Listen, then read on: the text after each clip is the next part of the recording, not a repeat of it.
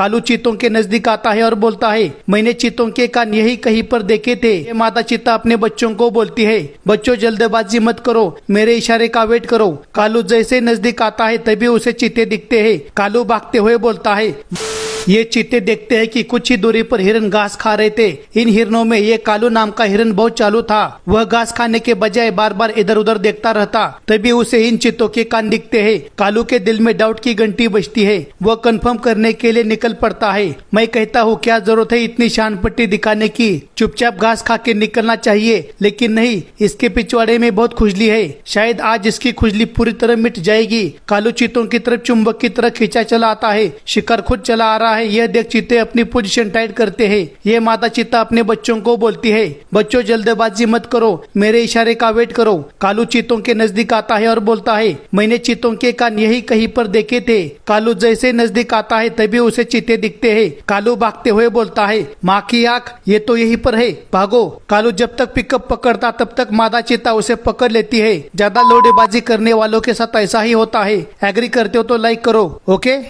यहाँ पर मादा गेंडा और उसके मुन्ना को दो हाइना घेर लेते हैं। हाइना दोनों तरफ से कबड्डी कबड्डी करते हुए माँ और बच्चे को तंग कर रहे थे। आपको लगता होगा कि हाइना मुन्ना की शिकार करना चाहते हैं, लेकिन ऐसा नहीं है। यहाँ पर बच्चा थोड़ा आगे जाता है, लेकिन हाइना पीछे इस मादा गेंडा के अगल बगल ही घूम रहे हैं। इनकी हरकतों में इनके इरादे साफ झलक रहे हैं। तभी मुन्ना एक हाइना की तरफ आकर बोलता है, खबरदार, अगर मेरी माँ की तरफ आंख उठाकर देखा तो आके खींच लूंगा, चलो निकलो यहाँ से।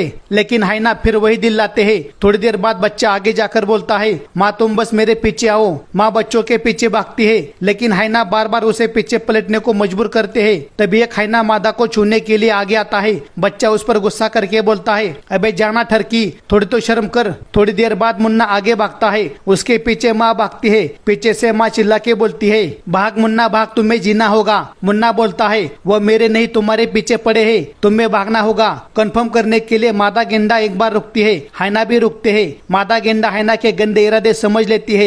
इसके बाद मादा गेंडा नाभि के बॉटम से जोर लगाकर भागती है और अपनी जान बचाती है।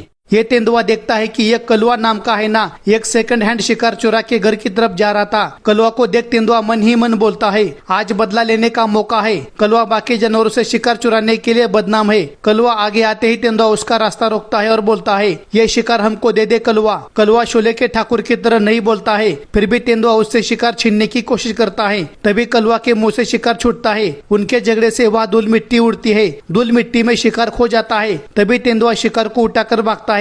पीछे से कलवा बोलता है, हरामजादे रुक। लेकिन तेंदुआ अपनी निंजा टेक्निक का इस्तेमाल करते हुए झट से पेड़ पर चढ़ता है। कलवा को पेड़ पर चढ़ना नहीं आता। कलवा से शिकार चुरा कर तेंदुए ने आज अपना बदला पूरा किया।